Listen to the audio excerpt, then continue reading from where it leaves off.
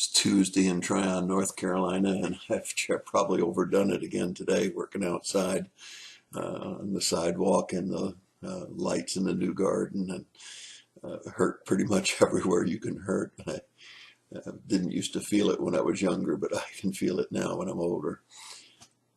But we're coming up on one of my favorite sections of Philippians, and Philippians 4, verses 11 through 14. I think I've preached several messages on this particular section of Scripture because we're talking about being content. Let's face it, most of us are never content. We always want more. We always have something more that we want to do, something more that we want, and it's pretty hard to be content. But I really appreciate Paul here in 4:10. He says, thanks for your concern. The Philippians had obviously sent him some needed materials, whether it was cash or whether it was food or whether it was medicine or just encouragement. But he was thanking them for their concern and knew that this was the first opportunity they'd had to give help. And so I wanted to stop there for a minute and say, when you see somebody in need and you know that the need was not caused by carelessness and that God's not using that need to teach them, and you don't want to be an enabler of somebody that's constantly in need, but sometimes just a little help can make a big difference to some people. I heard on the TV this morning a fellow that really not a multimillionaire or even a wealthy person, but had gotten ahead and just started thinking about kids going hungry, and said that he was going to pay off all of the lunchroom debt, the kids that couldn't pay their lunchroom bills, so that they could continue to get their food. And sometimes it was probably carelessness of parents not sending it in when it was supposed to be sent in, but nevertheless it was probably some young families that just didn't have the money and were hoping somebody would help them. And as a result, he was able to not only pay off all of the lunchroom indebtedness, the kids that had not paid their lunchroom fees, but it was a kind and generous offer, and obviously some people got help, and that's nice, and it's nice to thank people who help like that. So I hope that those parents that really couldn't afford to pay their children's lunchroom fees were appreciative and sent him a note and thanked him for doing it. Anyway, that's what Paul does in verse 10. Then he says something extremely interesting. He said, I have learned to be content in whatever my circumstances.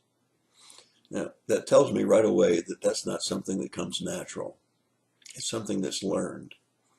He said, I've learned to be content in whatever my circumstances, how to get along with humble means, and how to live in prosperity. Now, a number of weeks ago, Lois and I were reminiscing to a trip we took, I guess it's probably 30 years ago. We took some other couples and we went to North Carolina from Florida. We stopped at my father's house, which was a very, very nice house on a lake, all redwood and a big fireplace and very nice furniture and very comfortable and beautiful, beautiful setting. And all of the couples thoroughly enjoyed it, that we stopped there for the one day. Then we went on to a cabin that we rented for all of the couples to use on Black Mountain because Ridgecrest accommodations were full, and we were going to a Ridgecrest conference. When we pulled up to the cabin, we saw that there was an old broken down couch on the front porch, propped up where a leg had broken off of the couch with a cinder block, and that was the nicest thing in the whole cabin. So you can imagine going from a luxurious, nice home in the mountains on a lake to a broken down cabin with cinder blocks under the couch's leg, and a Bayer aspirin clock in the room, and running water, but it wasn't supposed to be running in the kitchen. and filthy dirty. I mean, just horrible dirty. It was just grimy. It was quite a shock. And every time I come to this passage of scripture, I think about I've learned to become content in whatever my circumstances, how to get along in humble means or how to live in prosperity. Same kind of a drastic contrast when I left my beautiful home in Brandon, Florida. Swimming pool in the backyard, beautiful home with nice furnishings, and sent to West Palm Beach for my first year in the ministry. And the young people of the church had put paint on the little apartment behind the church. But golly, I got to tell you, there were roaches running everywhere.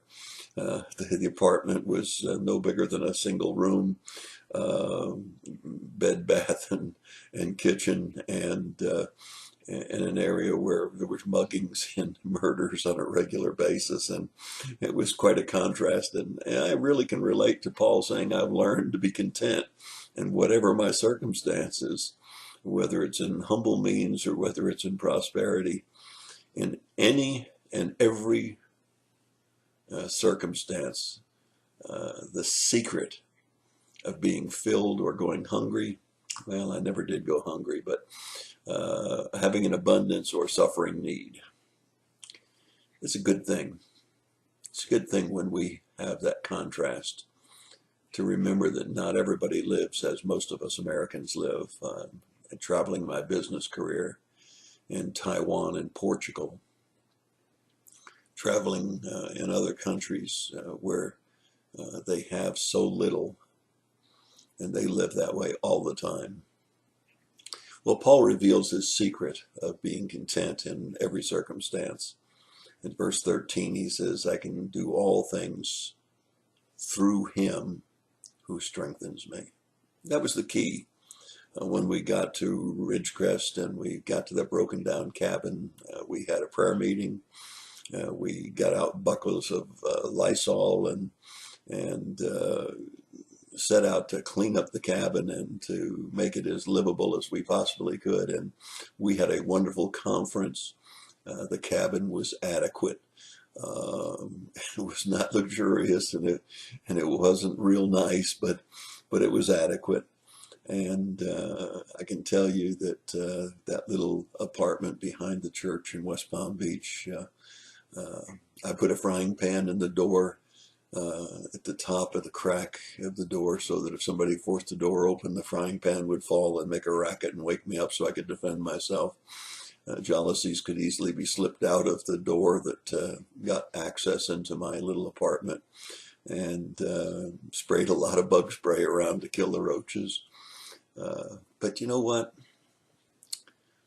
It took me to my knees, and I realized, just as we did at Ridgecrest, that in him we can be content, that he is the secret of contentment, whether in means or whether in prosperity, whether in humble abode.